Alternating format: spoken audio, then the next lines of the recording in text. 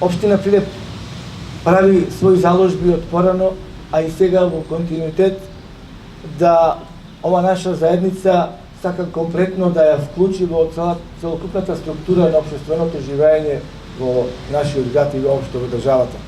Тоа го прави на најдобар можен начин, за да се инкорпорира во сите структури, во сите сегменти на општеството, затоа што само така можеме да бидеме единствени и заедно да одиме во напредокот на нашата држава.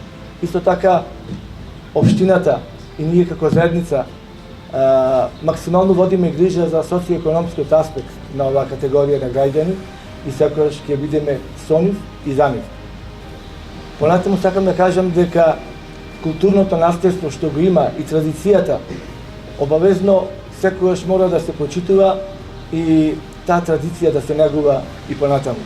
Мислам дека како заедници, нашата заедница и заедницата од ромската заедница, мислам дека треба да ги негуваме сите оние епитети како што се еднаквоста, хуманоста, солидарноста и се она што не прави да бидеме заедно во општеството за подобар развој на сите наши граѓани.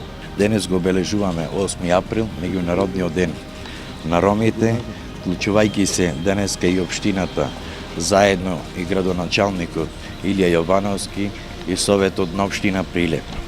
Денешниот празник 8 април го обележуваме со креање на ромското знаме и јас како представник на ромското население Тризла-2 го честитам празникот 8 април, меѓународниот ден на ромите.